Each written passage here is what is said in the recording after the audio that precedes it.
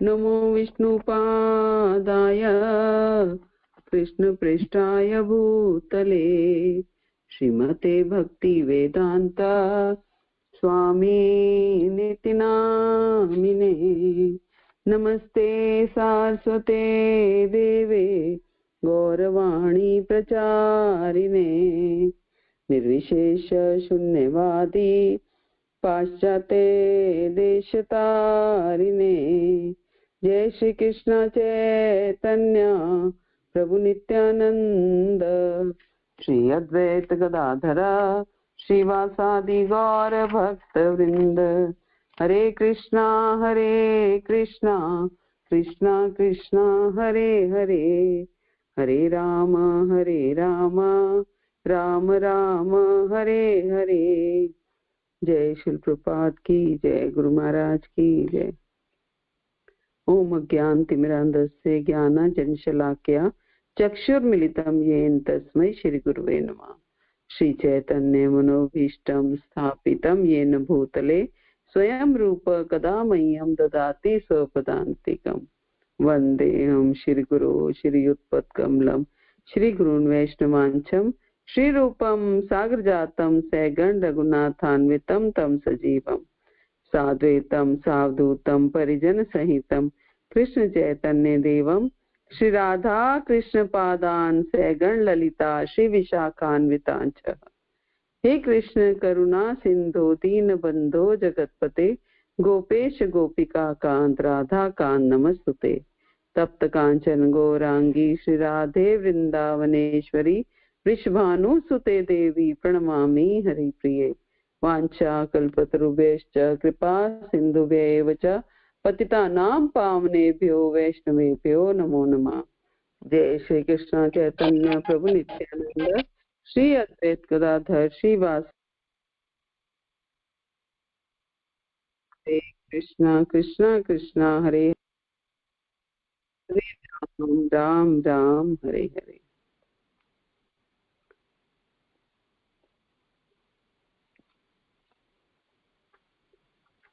हरे कृष्ण। सभी भक्तों को मेरा दंड प्रणाम। तो इस साप्ताहिक राम कथा के चौथे दिन में आप सबका स्वागत है। आप सबका कोटि कोटि धन्यवाद कि आप अपना कीमती समय निकाल करके इस कथा में पार्टिसिपेट कर रहे हैं और मेरे हौसले को बढ़ा रहे हैं। तो आज बहुत ही शुभ दिन है। आज रामनवमी का उत्सव है। हालांकि हम तो राम जन्मोत्सव पहले मना चुके हैं, तो लेकिन एक्चुअल रामनवमी आज ही है। तो मैं आशा करती हूँ आप सबका आज का दिन राममय रहा होगा। आप राम के ध्यान में निमग्न रहे होंगे और राम जी इस चीज को जरूर वो भी प्रसन्न हो रहे होंगे कि मेरे भक्त जो हैं मुझे याद कर रहे हैं। एक सप्ताह लगातार उन्होंने कम से कम मेरा स्मरण किया है। तो आज हम अपनी कथा को अपनी रूटीन में कंटिन्यू करेंगे। कुछ स्पेशल रामनवमी का हम नहीं करने वाले हैं, क्योंकि एक काम हो सकता है या रामनवमी की कथा हो सकती है या फिर पूरी राम कथा हो सकती है। तो इसलिए हम इसको कंटिन्यू करेंगे। तो सबसे पहले मेरी समस्त गुरु परंपरा से, शिल प्रपात से, गुरु महाराज से और आप सबसे प्रार्थना है कि आप मुझे आशीर्वाद दें ताकि मैं इस रसमयी कथा में कुछ आपको संदेश समझा पाऊं, कुछ रस दे पाऊं, और यही मेरी आशा है। और सीताराम लक्ष्मण हनुमान जी से कृपा की याचना है। तो सबसे पहले प्रार्थना करते हुए हम इस कथा को आरंभ करेंगे। रामाय रामभद्राय रामचंद्राय वेदसे रघुनाथाय नाथाय सीताय पतये नमः। दक्षिणे लक्ष्मणो यस्य वामे च जनकात्मजा पुरतो मारुतिर्यस्य तं वन्दे रघुनंदनम। सीताराम लक्ष्मण हनुमान जी की जय। रामनवमी महोत्सव की जय। तो हम चर्चा कर रहे थे, कल हमने जो विराम दिया था वो कथा चल रही थी कि राम जी को वनवास कहा गया है और सीता मैया भी साथ जाने की जिद कर रही हैं। राम जी कई तरीके से उनको समझा रहे हैं, कौशल्या मैया ने भी उनको समझाया है, कई वास्ते दे रहे हैं, लेकिन सीता मैया जो हैं वो अपने पति के साथ पति की सेवा के लिए रहना चाहती हैं।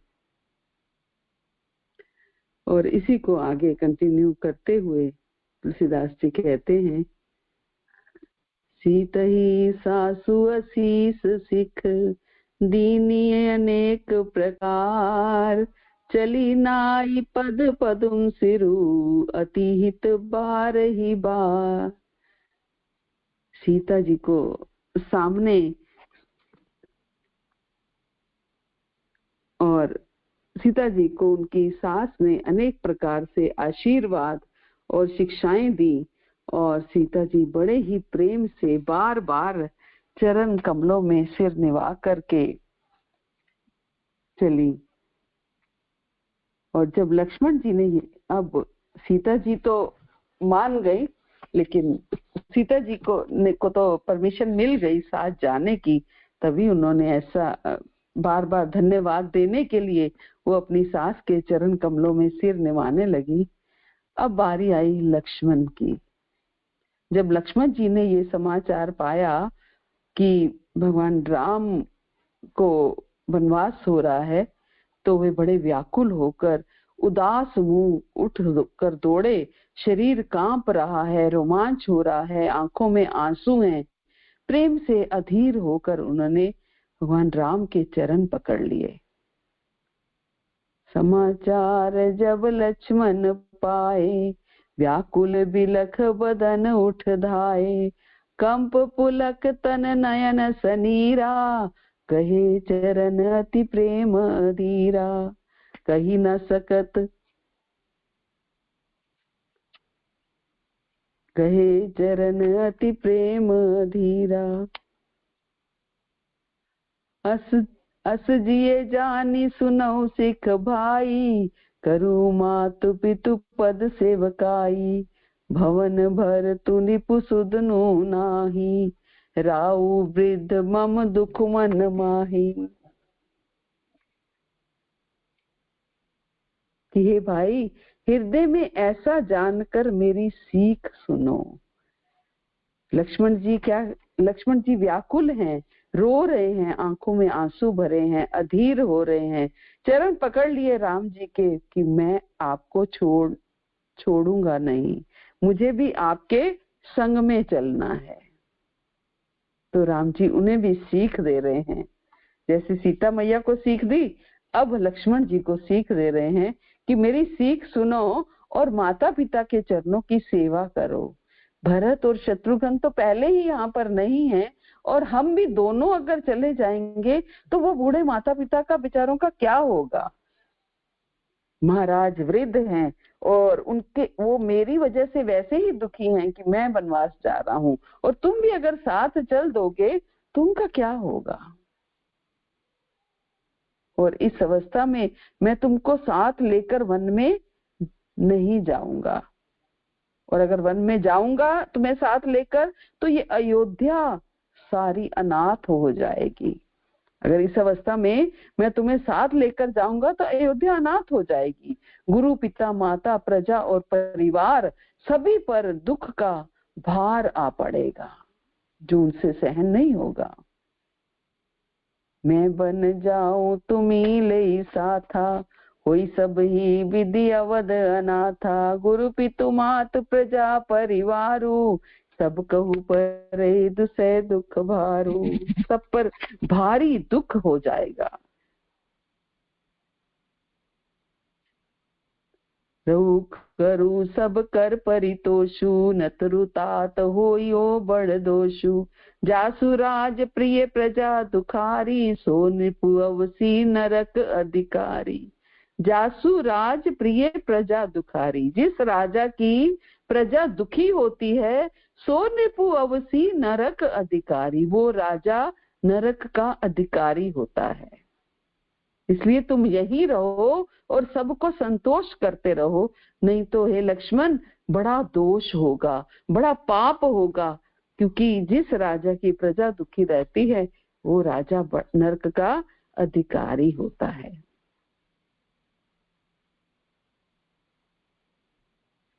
अब प्रेमवश लक्ष्मण जी से कुछ उत्तर देते हुए नहीं बना, उन्होंने व्याकुल होकर राम जी के चरण पकड़ लिए और कहा, हे नाथ, मैं दास हूं और आप स्वामी हैं, इसलिए आप मुझे छोड़ ही दें तो मेरा क्या वश है। अगर मैं दास हूं, अगर आप मुझे छोड़ जाएंगे तो मेरे बस की बात नहीं है। उतरुनावत प्रेम बस, गए चरण अकुलाई। नाथ दासु मैं स्वामी तुम, तजहु न का बसाई। मैं दास हूं और आप नाथ हैं, अगर आप मुझे तज दोगे, त्याग दोगे तो मेरे बस की बात नहीं है। ये स्वामी, आपने मुझे सीख तो बड़ी अच्छी दी है कि मैं माता पिता की सेवा करूं, इस अयोध्या का ध्यान रखूं, पर मुझे अपनी कायरता से वह मेरे लिए अगम लग रही है, मेरी पहुंच से बाहर लग रही है। मेरे बस की बात नहीं है ये सब कुछ करना। शास्त्र और नीति के तो वे ही श्रेष्ठ पुरुष अधिकारी हैं जो धीर हैं। राजपाट तो वो चला सकता है जो धीर है, और मैं तो इतना क्रोध करने वाला हूं। और धर्म की धुरी को धारण करने वाले हैं, वही ये काम कर सकते हैं, ये काम मेरे बस का नहीं है। दीन मोहि सिखनी की गोसाई, लागी अगम अपनी कदराई। नर बर धीर धर्म धुर धारी, निगम नीति कहते अधिकारी। निगम नीति के वही अधिकारी हैं जो धीर हैं। मैं शिशु प्रभु सने प्रतिपाला, मंदरु मेरु की ले ही मराला। गुरु पितु मात न जानो काहू, कहू सुभाऊ नाथ पतियाहू। मैं तो प्रभु आपके स्नेह में पला हुआ छोटा बच्चा हूँ। कहीं हंस भी मंदराचल या सुमेरु पर्वत को उठा सकता है? आप सुमेरु पर्वत का भार मेरे ऊपर डाल रहे हो और मैं हंस के समान हूँ। हे नाथ, स्वभाव से ही कहता हूँ, आप विश्वास करें, मैं आपको छोड़कर गुरु पिता माता किसी को नहीं जानता। मेरे गुरु पिता माता सब आप ही हैं। जगत में जहां तक स्नेह का संबंध है, प्रेम का संबंध है, विश्वास का संबंध है, जिनको स्वयं वेद ने गाया है, हे स्वामी, हे दीन बंधु, हे सबके हृदय के अंदर के जानने वाले मेरे, तो वे सब कुछ केवल आप ही हैं, कुछ केवल आप ही हैं। जय लगी जगत सने सगाई, प्रीति प्रतीति निगम निजुगाई। मोरे सबई एक एक तुम स्वामी, दीन बंधुर अंतर जामी।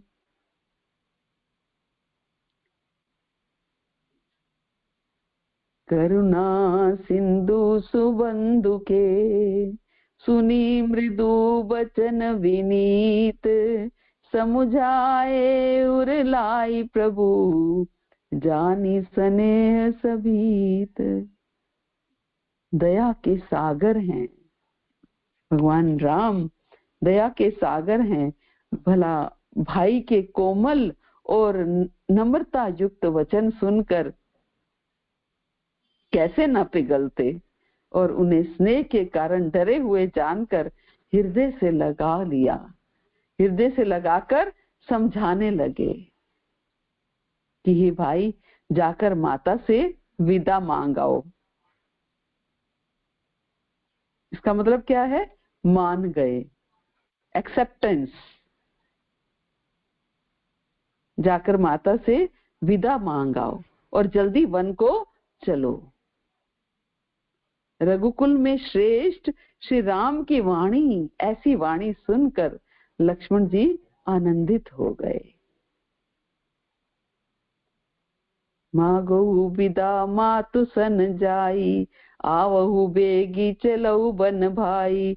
मुदित भय सुनी रघुबीर वाणी, भयु लाभ बढ़ गई बड़ हानि।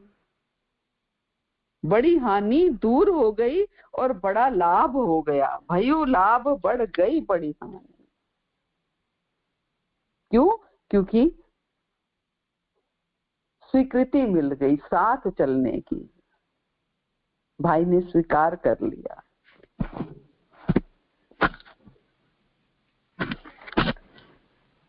तो अब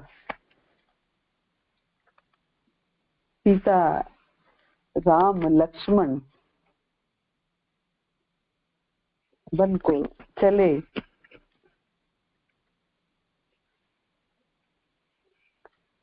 और अपने पुत्र से बिछो की बात सोचकर कौशल्या रोने लगी। तब राम जी ने उसे आश्वस्त किया कि ये समय मैया शीघ्र ही गुजर जाएगा। राम अपने पिता के पास गए। उनके चरण स्पर्श करने के बाद सीता और लक्ष्मण के साथ मिलकर उनकी प्रदक्षिणा की और इसके बाद राम ने अंतिम बार अपनी माँ के चरण स्पर्श किए, जबकि लक्ष्मण ने अपनी माता सुमित्रा के चरण स्पर्श किए और सुमित्रा ने अपने पुत्र के माथे को चूमा। और ठीक तभी सुमंत वहां पहुंच गए और उनके कहने पर राम रथ पर चढ़ गए और फिर सीता और लक्ष्मण भी रथ पर चढ़ गए और बिना देरी किए वे जंगल की ओर बढ़ गए। जिस समय राम अयोध्या के रास्तों में होकर जा रहे थे तो सारे नागरिक उनके दर्शनों के लिए आ गए, रथ से चिपट गए। और रथ से चिपटते हुए नागरिकों ने सुमंत्र से गिड़गिड़ा कर कहना शुरू किया, कृपा करके रथ को धीरे हांको, कृपा करके रथ को धीरे हांको, ताकि हम अंतिम बार राम जी को जी भर कर देख सकें।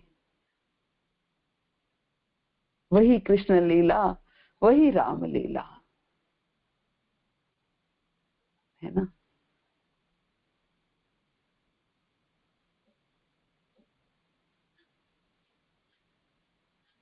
गोपियां भी रथ के पीछे भाग गई।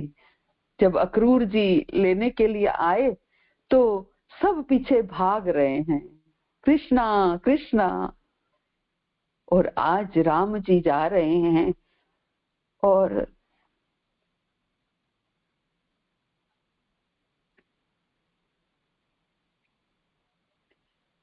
सब अयोध्यावासी पीछे पीछे भाग रहे हैं कि रथ धीरे आंको हम, ताकि लंबे समय तक राम के दर्शन कर पाएं।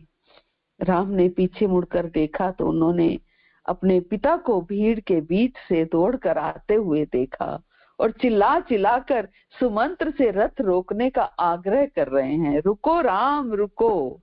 परंतु अपने कर्तव्य से बंधे होने के कारण राम ने सारथी से कहा कि वह रथ को और तेजी से हाँक कर ले चले। इन विरोधी आदेश थे ये। पिता क्या कह रहे हैं, रुको राम रुको, और राम क्या कह रहे हैं, रथ को तेजी से हाँको। तो ये विरोधी आदेशों से सुमंत्र किसकी माने? तो सुमंत्र दुविधा में पड़ गए कि वह रथ को रोके या तेजी से हाँके। तो जब तक राम के रथ से उठती धूल दिखती रही तब तक महाराज दशरथ उस पर अपनी आंखें जमाए रहे और अंत में आंखों से रथ के ओझल होते ही वो मूर्छित होकर जमीन पर गिर पड़े।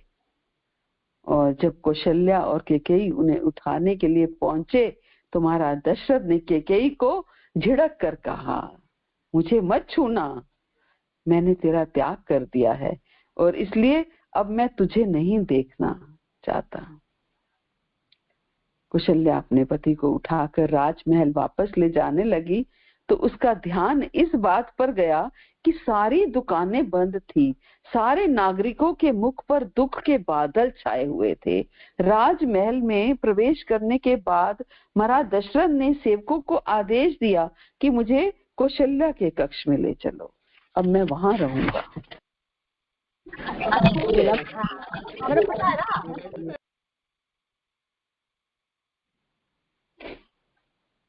अब मैं वहां रहूंगा।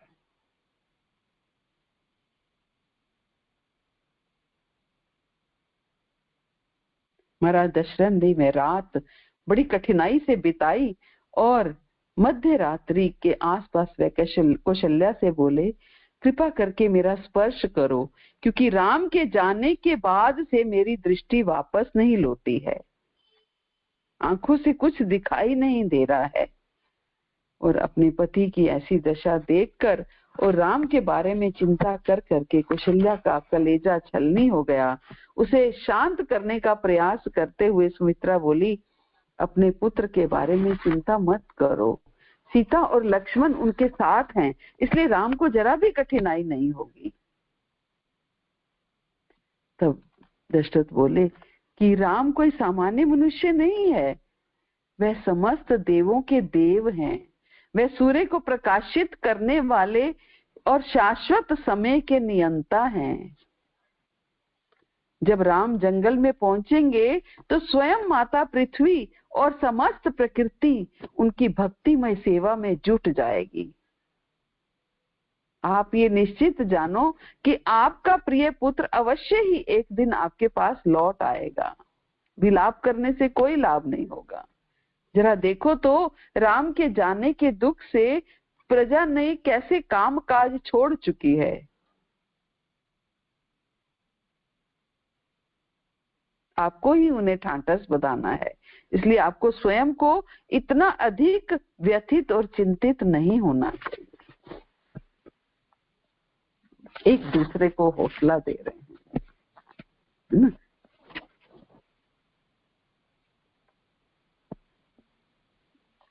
और उधर सुमंत्र जो हैं वो लेकर के चले और सुमंत्र ने रथ को हाँका। तुलसीदास जी कहते हैं, रथ हाँके है राम तन, हेरी हेरी ही नाही, देखी निषाद विषाद बस, धुन ही शीस पछताही।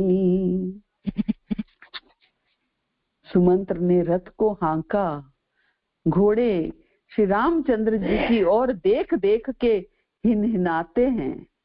रथ के घोड़े जो हैं भगवान राम की तरफ देखकर हिनहिनाते हैं। ये देखकर निषाद लोग विषाद के वश होकर सिर धुन धुन कर पीट पीट कर पछताते हैं कि जिनके वियोग में पशु इस प्रकार व्याकुल हैं, उनके वियोग में प्रजा, माता और पिता कैसे जीते रहेंगे। जब घोड़े भी उनके वियोग में हिनहिना रहे हैं तो उनके वियोग में प्रजा, माता और पिता कैसे जीते रहेंगे। रामचंद्र जी ने जबरदस्ती सुमंत्र को लौटाया कि तब आप गंगा जी के, भगवान राम जो हैं वो गंगा जी के तीर पर आए। सुमंत्र को लौटाया कि अब आप जाइए, अब तो यहाँ नदी आ गई, गंगा आ गई, अब तो मुझे गंगा पार करनी है, अब आपका कोई काम नहीं है। जासु वियोग विकल पशु ऐसे, प्रजा मातु पितु जी कैसे, बरबस राम सुमंत्रु पठाए, सुरसरी तीर आप तब आए। कि अब आपका कोई काम नहीं है, अब जाइए सुमंत्रु जी, आप जाइए, अब मुझे गंगा पार करनी है। और अब भगवान गंगा पार कैसे करें। अब भगवान को कभी कभी ऐसा भी होता है कि भगवान को भी भक्तों से काम पड़ जाता है। भगवान को आज भक्त से काम पड़ गया कि गंगा पार करने के लिए एक भक्त की मदद, किसी की मदद लिए बिना कैसे गंगा पार करेंगे। कभी कभी कहते हैं, कभी कभी भगवान को भी भक्तों से काम पड़े, कभी कभी भगवान को भी भक्तों से काम पड़े। जाना था गंगा पार प्रभु के वट की नाव चढ़े, जाना था गंगा पार प्रभु के वट की नाव चढ़े। कभी कभी भगवान को भी भक्तों से काम पड़े, कभी कभी भगवान को भी भक्तों से काम पड़े। जाना था गंगा पार प्रभु के वट की नाव चढ़े, जाना था गंगा पार प्रभु के वट की नाव चढ़े। अवध छोड़ प्रभु बन को धाये, अवध छोड़ प्रभु वन को धाये, सिया राम लखन गंगा तट आए, सिया राम लखन गंगा तट आए। केवट मन ही मन हर्षाए, घर बैठे प्रभु दर्शन पाए। केवट मन ही मन हर्षाए, घर बैठे प्रभु दर्शन पाए। हाथ जोड़ कर केवट प्रभु के आगे मगन खड़े,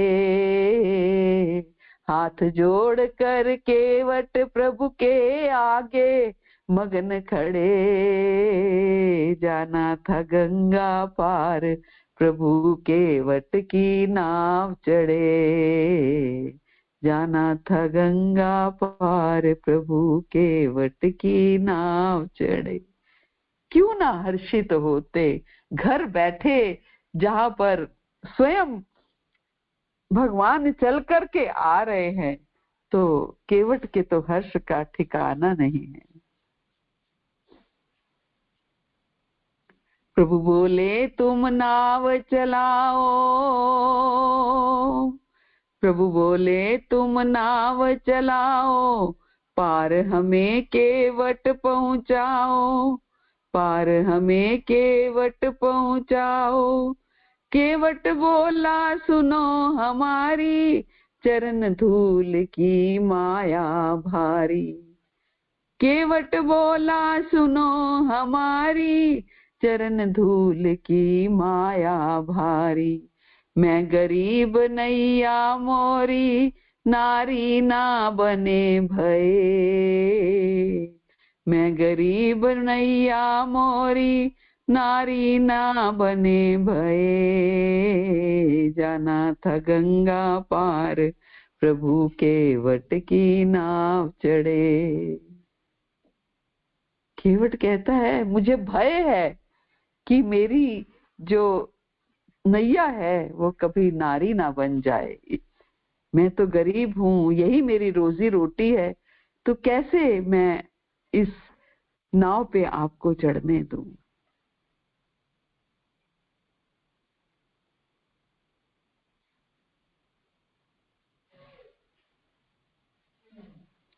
केवट दौड़ के जल भर लाया, केवट दौड़ के जल भर लाया, चरण धोए चरणामृत पाया। वेद ग्रंथ जिनके गुण गावे, केवट उनको नाव चढ़ावे।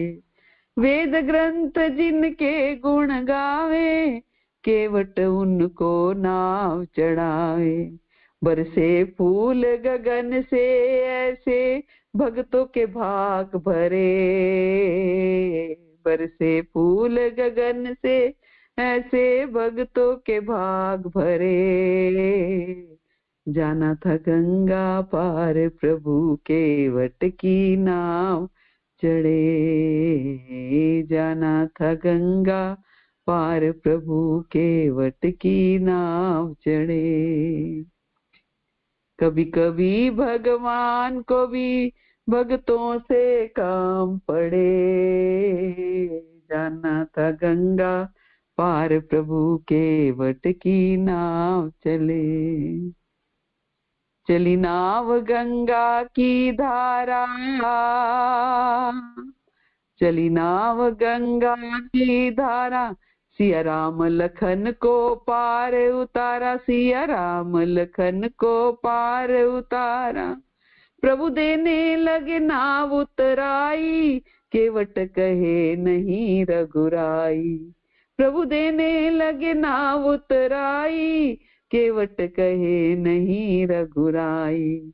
पार किया मैंने तुमको अब तू मोह पार करे। पार किया मैंने तुमको अब तू मोह पार करे। जाना था गंगा पार प्रभु के वट की नाव चढ़े। जाना था गंगा पार प्रभु के वट की नाव चढ़े। कभी कभी भगवान को भी भक्तों से काम पड़े। कभी कभी भगवान को भी भक्तों से काम पड़े। जाना था गंगा पार प्रभु के वट की नाव चढ़े।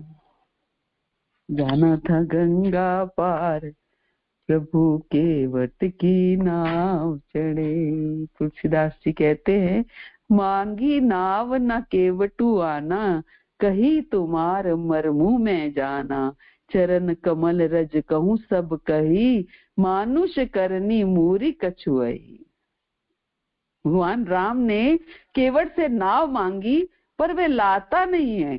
कहने लगा कि मैंने तुम्हारा भेद जान लिया है, मैंने तुम्हारा मर्म जान लिया है। तुम्हारे चरण कमलों की धूल के लिए सब लोग कहते हैं कि वह मनुष्य बना देने वाली कोई जड़ी बूटी है। मनुष्य क्या, वो तो नारी बना देने वाली है, जिसके छूते ही पत्थर की शिला सुंदरी स्त्री हो गई।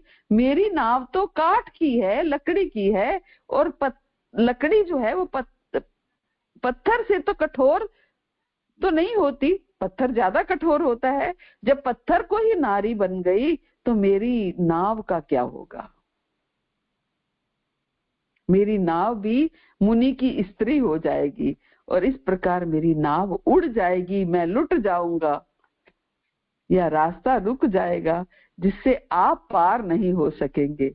मेरी रोजी रोटी मारी जाएगी, मेरी कमाने खाने की राह ही मारी जाएगी। छुअत सिला भई नारी सुहाई, पाहन तेना काठ कठिनाई। तरनियो मुनि धरनी होई जाई, बाट परई मुरी नाव उड़ाई।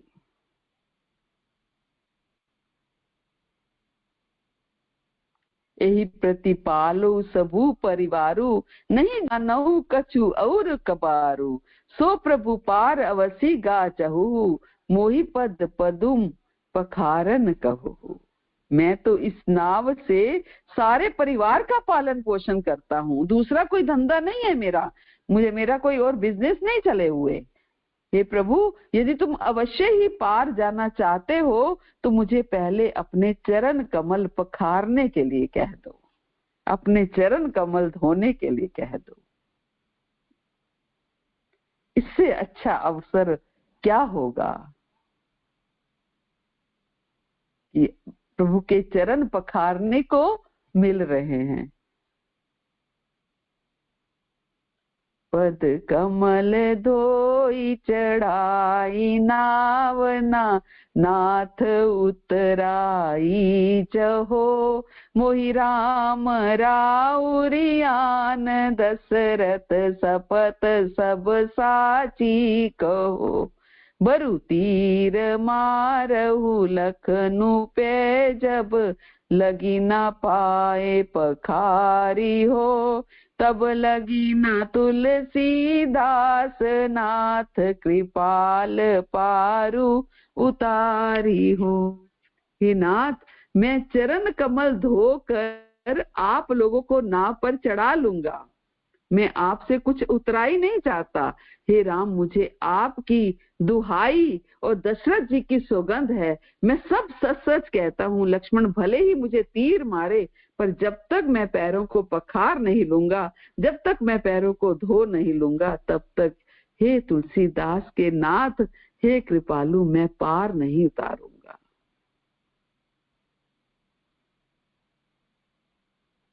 जिद है कि मुझे पहले पैर पखारने हैं। कृपा के समुद्र श्री रामचंद्र जी केवट से मुस्कुराकर बोले, भाई तू वही कर जिससे तेरी नाव ना जाए, क्योंकि भक्त के आगे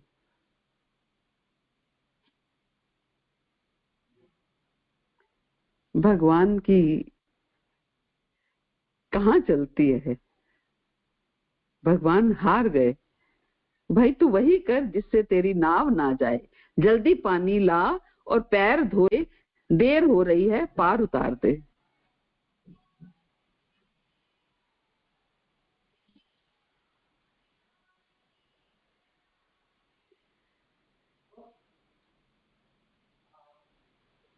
मेरी छोटी सी है नाव तेरे जादू भरे पाँव, मोहे डर लागे राम, कैसे बैठाऊं तोहे नाव में।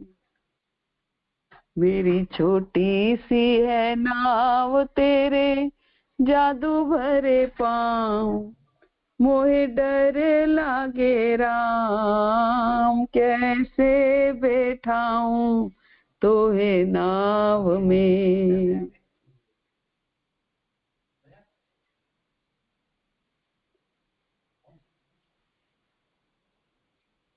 तुम हो सबके पालनहार, कर दो मेरा बेड़ा पार, सुनो मेरे सरकार, कैसे बैठाऊं तोहे नाव में। बड़े प्रेम सहित पग धोता, बड़े प्रेम सहित पग धोता, सब पाप जन्म के खोता, सब पाप जन्म के खोता। हुए मन में प्रसन्न करे राम दर्शन, संग सीता लक्ष्मण, संग सीता लक्ष्मण, आओ बैठाऊं मेरी नाव में। हुए मन में प्रसन्न करे राम दर्शन, संग सीता लक्ष्मण, आओ बैठाऊं मेरी नाव में। मेरी छोटी सी है नाव तेरे जादू भरे पाँव, मोहे डर लागे राम, कैसे बिठाऊं तोहे नाव में। वो तो फूलों की भेंट चढ़ाता, वो तो चरणामृत को लेता, ऐसा समय बार बार नहीं आए सरकार, आओ बैठाऊं मेरी नाव में। ऐसा समय बार बार नहीं आए सरकार, आओ बैठाऊं मेरी नाव में। मेरी छोटी सी है नाव तेरे जादू भरे पाँव, मोहे डर लागे राम, कैसे बैठाऊं तोहे नाव में। धीरे धीरे से नाव चलाता, गीत मन में खुशी के गाता। सूरज ना डूबे क्षण में, राम ना जाए वन में, आओ बैठाऊं मेरी नाव में। सूरज ना डूबे क्षण में, राम ना जाए वन में, आओ बैठाऊं तोहे नाव में।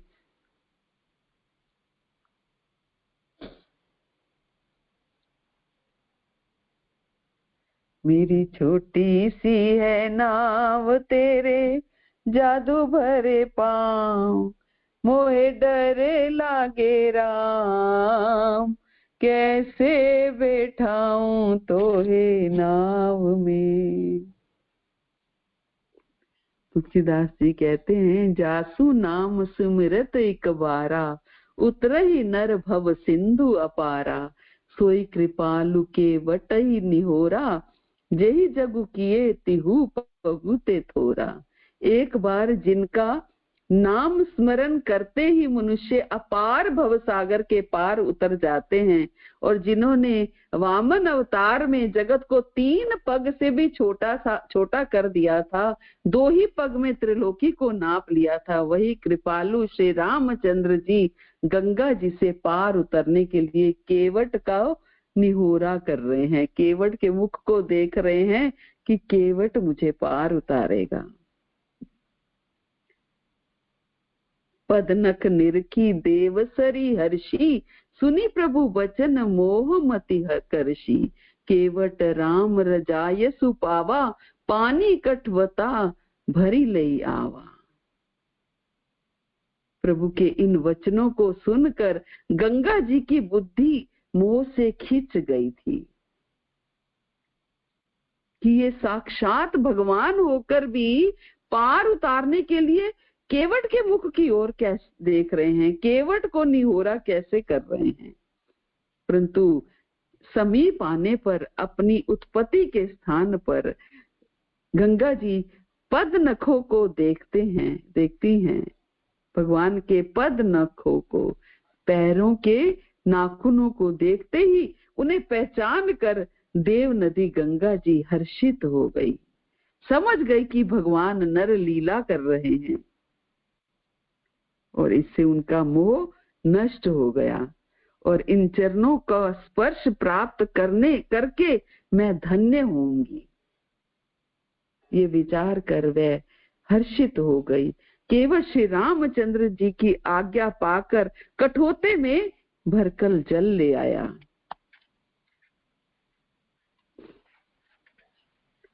अति आनंद उमगी अनुरागा, चरण सरोज पखारन लागा। वर्षी सुमन सुर सकल सिहाई, एहि सम पुण्य पुंज कोई नाही। अत्यंत आनंद और प्रेम में उमंग कर वह भगवान के चरण कमल धोने लगा।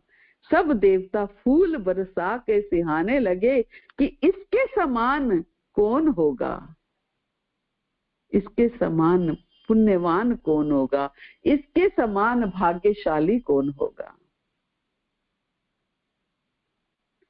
पद पखारी जलुपान करी, आपू सहित परिवार। पितर पारु करी प्रभु ही, पुनि मुदित गयु ले पार। चरणों को धोकर और सारे परिवार सहित स्वयं उस जल को, चरणामृत को, चरणोदक को पीकर पहले अपने पितरों को भक्त की 14 पीढ़ियां तर जाती हैं। भगवान के चरण कमलों का चरणामृत पहले अपने पितरों को अर्पित करता है और पितरों को भव सागर से पार करके फिर आनंद पूर्वक प्रभु श्री रामचंद्र जी के चरणों के चरणामृत अपने परिवार सहित स्वयं ग्रहण करता है और फिर भगवान को गंगा जी के पार ले गया। फिर भगवान को गंगा जी के पार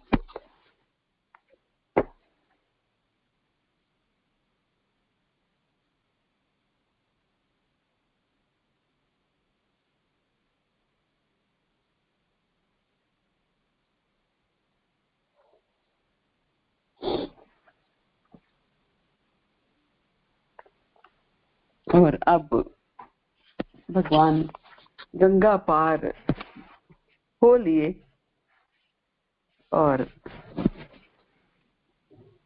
सुमंत्र के आने का समाचार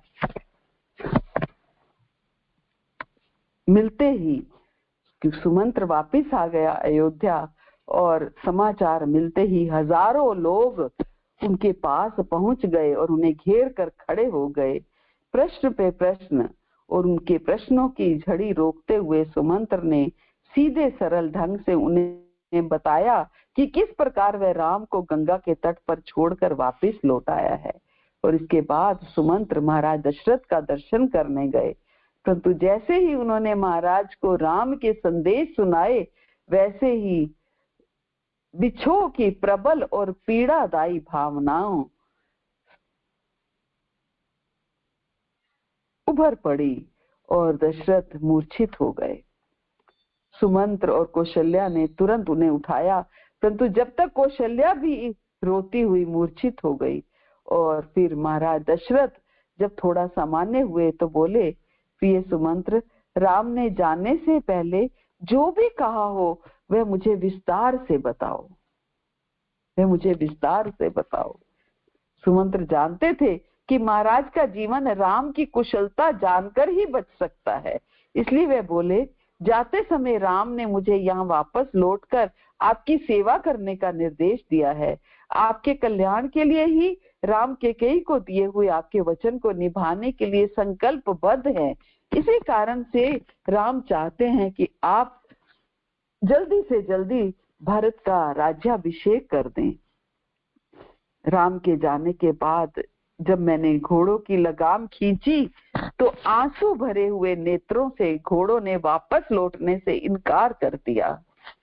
घोड़े भी वापस नहीं आना चाहते थे, इसलिए कुछ समय तक मैं गुहा के साथ ही रहा और व्यर्थ ही ये आशा करता रहा कि शायद राम का मन बदल जाए और वह मुझे पुकारे।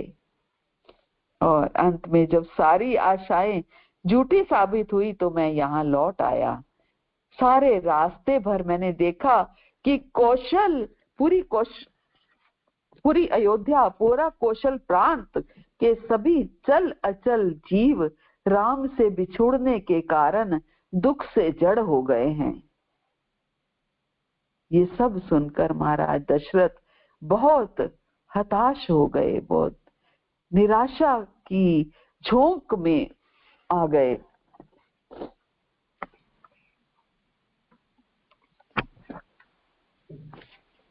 और बोले कि तुम या तो राम को जल्दी से तत्काल यहाँ लेकर आओ या फिर मुझे उसके पास वहां ले चलो, अन्यथा मैं मर जाऊंगा। मैं दुख के समुद्र में डूब गया हूँ। केकई को मेरे द्वारा दिए हुए 2 वचन इस दुख सागर के 2 छोर हैं और राम के वनवास की अवधि इसका विस्तार है। मेरी सांसें इस दुख सागर की लहरें हैं और कौशल्या और अन्य लोगों के बहे हुए आंसुओं की नदियां इस दुख सागर में चक्रवात पैदा कर रही हैं और दुख से छटपटाती बाहें इस दुख सागर में उछलती मछलियां हैं। और ये कहकर महाराज दशरथ अचेत हो गए।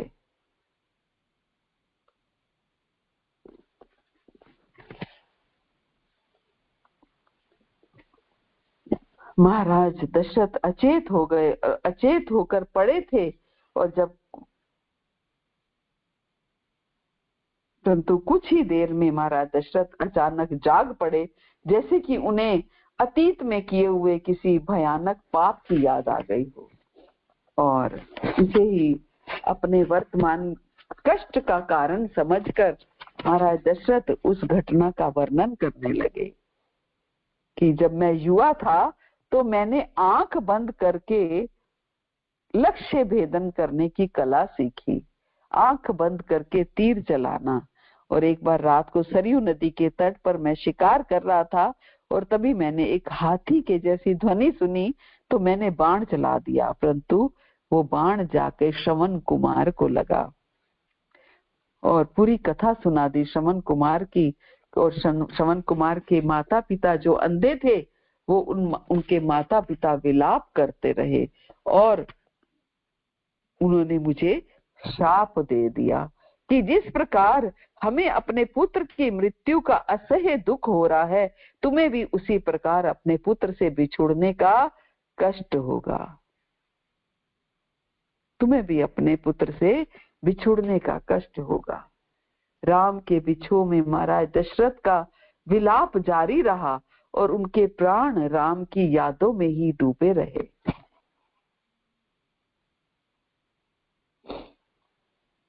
और फिर आधी रात गुजर जाने पर महाराज दशरथ ने अपना नश्वर शरीर त्याग दिया।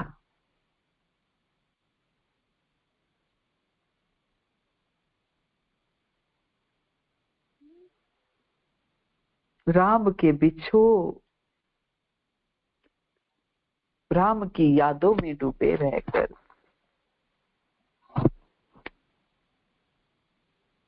राम का स्मरण करते हुए शरीर को त्याग दिया। कितनी उत्तम स्थिति है। ये केन प्रक्रेण, हमें मन को भगवान में लगाना है अंतिम समय में। उसका कारण हम कोई भी बनाएं, भगवान की लीलाओं को, कथाओं को स्मरण करते हुए, भगवान से बिछोह महसूस करते हुए। और उसके बाद भरत शत्रुघ्न को बुलवाया गया। भरत को पहले से ही कई दिन से बुरे बुरे सपने और अपशकुन दिखाई दे रहे थे, और ऐसे में दूत भरत को लेने के लिए आ गए। और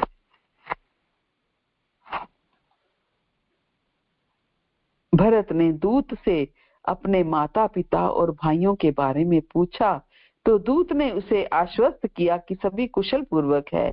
दूतों को ऐसा कहने के लिए कहा गया था कि अगर पूछा जाए तो यही कहना। तो भरत तत्काल वहां से प्रस्थान कर गए, और भरत और शत्रुघ्न अपने मामा के यहाँ से प्रस्थान करने के बाद 7वें दिन अयोध्या की सीमा पर पहुंचे। दूर से देखने पर भी अयोध्या नगरी में प्रसन्नता पूर्ण सामान्य चहल पहल नजर नहीं आ रही थी। अयोध्या में प्रवेश करने पर भरत ने देखा कि सभी लोग बड़े दुखी हैं, बड़ी अवसाद की स्थिति में हैं। पूरा नगर सुनसान पड़ा है, गंदा दिखाई दे रहा था, क्योंकि सारे नागरिकों ने अपने कामकाज बंद कर रखे थे। और बड़े शंकित होकर भरत अपने पिता के महल में पहुंचे, और वहां महाराज को अपने कक्ष में ना पाकर वह शीघ्र ही अपनी माता के कक्ष में गए। भरत को अपने कक्ष में प्रवेश करते हुए देखकर कैकेयी अपने आसन से उछलकर खड़ी हो गई, क्योंकि लंबे समय से अपने पुत्र को देखा नहीं था, और इसलिए पुत्र को देखकर बड़ी प्रसन्न हुई।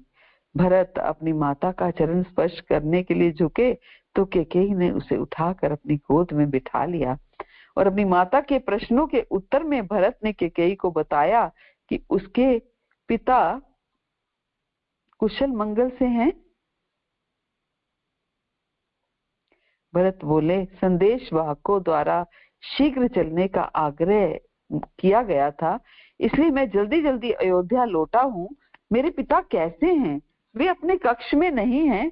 तो कैकेयी ने शांति के साथ उत्तर दिया कि प्रिय पुत्र, तुम्हारे पिता महाराज दशरथ अब इस संसार में नहीं है, वो अब इस संसार में नहीं है।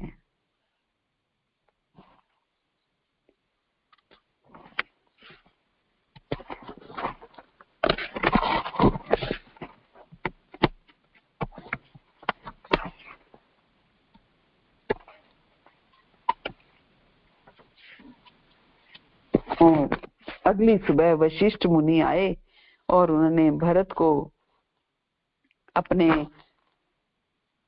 मृत पिता का दाह संस्कार करने को बोला, क्योंकि तब तक दशरथ महाराज का जो शरीर था उसको तेल में डुबो करके रखा गया था, ताकि भरत और शत्रुघ्न आए तो उनका दाह संस्कार हो पाए।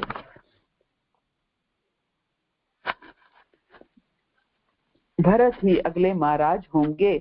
और इस आशा से अगली सुबह जो था, चारण कवि भरत का स्तुति गान करने लगे।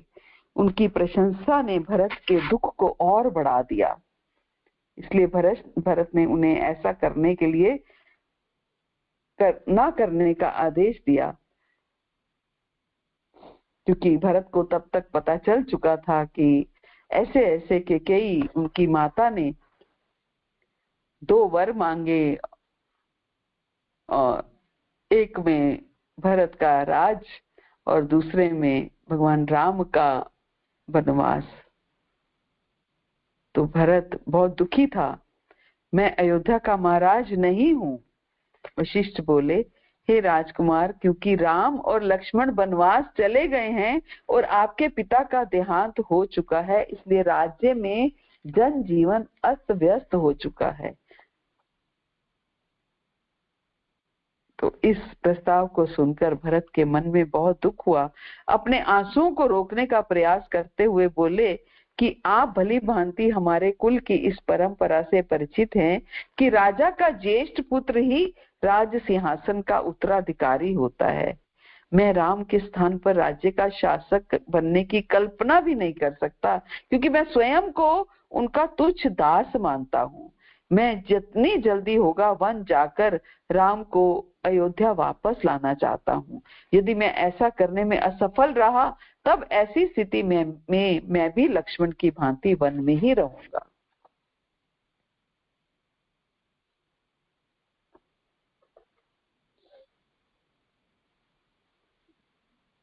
अगर भैया वापस नहीं आए तो मैं फिर ऐसी स्थिति में वन में ही रहूंगा, मैं भी वापस नहीं लौटूंगा। तुलसीदास जी कहते हैं,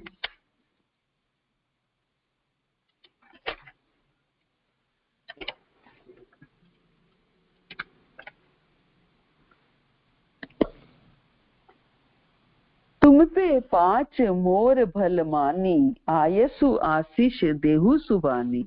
देहि सुनी विनय मोहि जनु जानी, आवही बहुरी रामु रजधानी। आप सब लोग भी इसी में मेरा कल्याण मानकर सुंदर वाणी से आज्ञा और आशीर्वाद दीजिए, जिसमें मेरी विनती सुनकर और मुझे अपना दास जानकर श्री रामचंद्र जी राजधानी को लौट आए। आप लोग भी मुझे सहमति दीजिए, मैं राम को वापिस अयोध्या लाना चाहता हूँ। मैं जाऊंगा, उनकी मिन्नतें करूंगा, उनके तरले करूंगा, उनके पांव पड़ूंगा और उन्हें वापिस लेकर के आऊंगा। यद्यपि जन्म कुमातु ते, मैं सटु सदा सदोष। आपन जानी न त्यागी, मोहि रघुवीर भरोस। यद्यपि मेरा जन्म कुमाता से हुआ है और मैं दुष्ट और सदा दोष युक्त भी हूँ, तो भी मुझे राम जी का भरोसा है कि वे मुझे अपना जानकर त्यागेंगे नहीं। हालांकि मेरी माता कुमाता है, लेकिन फिर भी मुझे राम जी पे भरोसा है कि वो मुझे अपना जान करके त्यागेंगे नहीं। आपन जानी ना त्याग ही, मोहि रघुवीर भरोस। मुझे रघुवीर पे भरोसा है। तात भरत अस काहे न कहू, प्राण समान राम प्रिय हो। जो पावरु अपनी जड़ताई, सुमी सुगाई मातु कुटिलाई।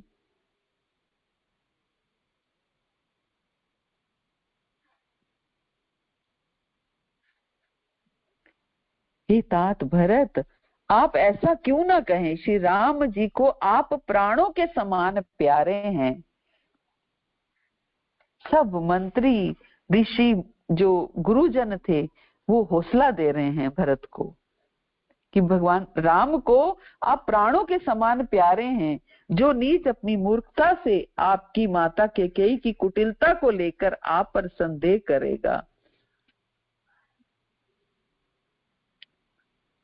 कोई आपके प्रेम पर कोई संदेह नहीं करेगा। कोई नहीं ये कहेगा कि आप उस षड्यंत्र में शामिल थे, आपने राजपाट प्राप्त करने के लिए ये षड्यंत्र रचाया, ये कोई नहीं कहेगा। 66 कोटिक पुरुष समेता, बस ही कलप सत नरक निकेता। अहि अग अवगुण नहीं गनिम कही, सरई गरल दुख दारिद दही। वह दुष्ट करोड़ों पुरखों सहित 100 कल्पों तक नरक के घर में निवास करेगा। जो ऐसा सोचेगा कि भरत ने कैकेयी के साथ मिलकर ये षड्यंत्र रचा ताकि उसे राजपाट मिल जाए, वह दुष्ट करोड़ों पुरखों सहित 100 कल्पों तक नरक के घर में निवास करेगा। सांप के पाप और अवगुण को मणि नहीं ग्रहण करती, बल्कि वह विष को हर लेती है और दुख तथा दरिद्रता को भस्म कर देती है। सबके मन में कम आनंद नहीं हुआ, अर्थात बहुत आनंद हुआ। क्या सुनकर आनंद हुआ कि भरत जा रहे हैं राम को वापस लिवाने के लिए। भा सब के मन मोदु न थोरा, जनु घन धुनी सुनी चातक मोहरा। चलत प्रात लखी निर्नौनी के, भरतु प्राण प्रिय भे सबही के।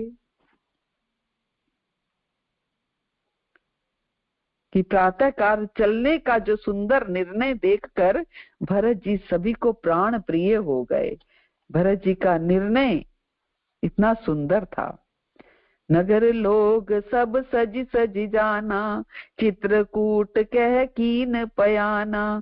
शिबिका सुभगना जाहि बखानी, चढ़ी चढ़ी चलत भई सब रानी। नगर के सब लोग रथों को सजा सजाकर चित्रकूट को चल पड़े। इतनी सुंदर पालकियों पर चढ़कर सब रानियां भी चल पड़ी। सब लोग प्रसन्न हैं कि भरत जा रहे हैं राम को लिवाने के लिए, राम अवश्य लौट आएंगे। राम दरस बस सब नर नारी, जनु करी करनी चले तक की बारी। बंसिए राम समुझी मन माही, सानुज भरत पया देहि माही।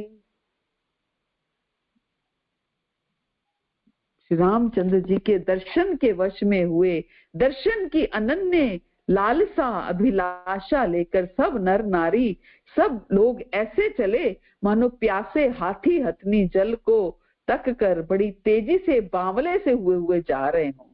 श्री सीता राम जी सब सुखों को छोड़कर वन में हैं। मन में ऐसा विचार करके सब लोग, छोटे भाई शत्रुघ्न सहित भरत पैदल चले जा रहे हैं।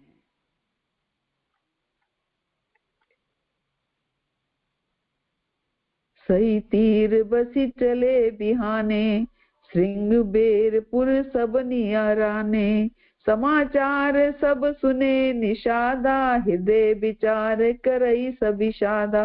रात भर सई नदी के तीर पर निवास करके सवेरे वहां से चल दिए और सब श्रृंगवेरपुर के समीप जा पहुंचे। और निषाद राज ने जब समाचार सुना तो वे दुखी होकर हृदय में विचार करने लगे कि क्या कारण है जो भरत वन को जा रहे हैं।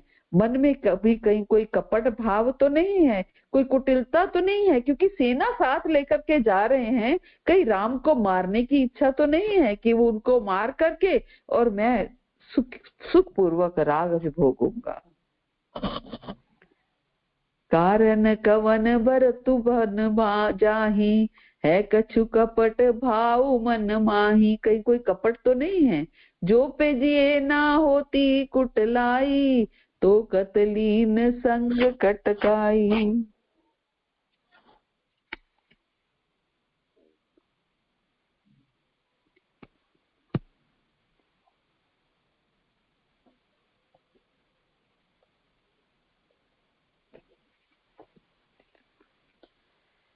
तो गुहा ने भरत की सेना को देखा तो उसे शंका हुई कि भरत जो है राम पर आक्रमण करने के उद्देश्य से जा रहा है। इसलिए उसने अपने सहयोगियों से कहा कि हम राम के अनुयायी हैं, सावधानी के तौर पर हमारी 500 नौकाओं में से हर पर सैनिक तैनात कर दो, ताकि आवश्यकता पड़ने पर हम भरत पर को नदी पार करने से रोक सके। और इसके बाद गुहा अपने साथ अनेक उपहार लेकर भरत से भेंट करने के लिए निकल पड़े। तो प्रसंग को कैसे आगे बढ़ाएं, क्योंकि घड़ी आगे बढ़ती जा रही है और समय हो गया है, इच्छा भरी नहीं है। सोचा था आज रामनवमी का दिन है, थोड़ा समय एक्स्ट्रा ले लेते, लेकिन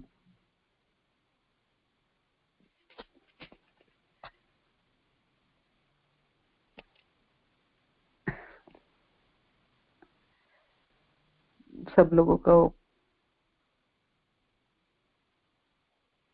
चलिए इसको थोड़ा सा पूरा करते हैं। थोड़ा सा 10 मिनट 5 मिनट और लूंगी बस, इससे ज्यादा नहीं।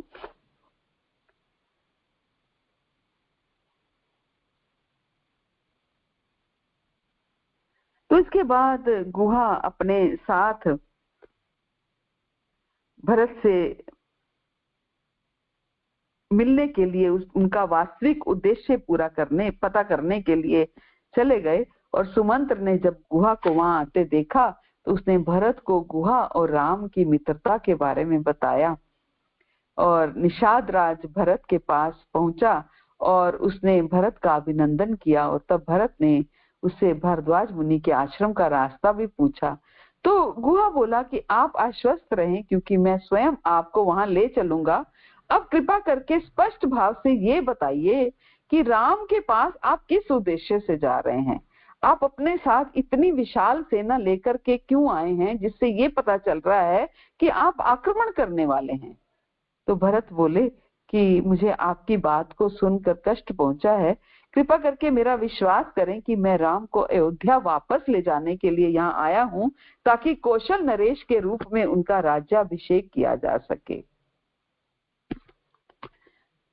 भरत की सत्य निष्ठा को देखकर निषाद राज संतुष्ट हो गए और शाम ढल आई थी, इसलिए सभी लोग रात्रि विश्राम की तैयारी करने लगे। और बाद में जब भरत बिस्तर पर लेटे ही थे तो निषाद राज उनके पास आए और बोले कि सीता और लक्ष्मण के साथ राम जब यहाँ आए तो वे मेरे और लक्ष्मण के द्वारा बनाए गए बिस्तर पर सोए। सीता और राम के सो जाने पर लक्ष्मण और मैं सारी रात बातें करते हुए जागते रहे। बता रहे हैं भरत को, वो समय बता रहे हैं जब राम सीता और लक्ष्मण यहाँ आए थे कि वो सो गए दोनों। बिस्तर हमने उनका बिस्तर बनाया। सीता और राम के सो जाने पर लक्ष्मण और मैं सारी रात बातें करते हुए जागते रहे। लक्ष्मण ने किसी भी प्रकार की सुविधा कोई भी ग्रहण नहीं की, क्योंकि राम जमीन पर लेटे हुए थे। और अगली सुबह राम और लक्ष्मण ने जो बरगद का पेड़ था, बरगद के पेड़ से जो दूध निकलता है, उस दूध जो लिक्विड सा निकलता है, उस दूध से अपने केशों की जटा बनाई। और इसके बाद उन्होंने गंगा नदी पार कर दी। दूध को बालों पर लगाया और उससे उनकी जटा बन गई और फिर गंगा नदी पार की। तो भरत ने जब ये सुना कि राम ने किस प्रकार अपने केशों की जटा बनाई, तो वे सोचकर बड़े उदास हो गए कि अब शायद भगवान राम वापस नहीं लौटेंगे, क्योंकि उन्होंने अपने केशों की जटा बना करके गए हैं और भरत विशेष रूप से ज्यादा दुखी थे क्योंकि वे सीता राम लक्ष्मण के कष्टों का कारण स्वयं को मान रहे थे और अपनी ही निंदा करते हुए, अपनी ही बुराई करते हुए भरत ने अपने केशों की जटा बनाने और स्वयं भी खाली जमीन पर सोने और वनवास में राम के साथ रहने का निश्चय किया उन्होंने।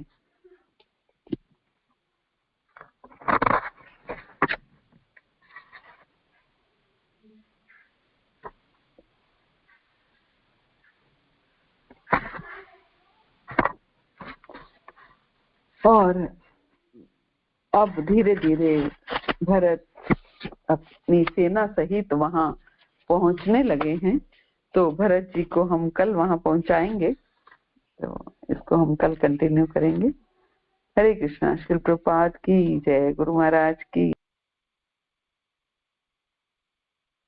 धन्यवाद कि आपने इतना समय बड़ी पेशेंस से सुना।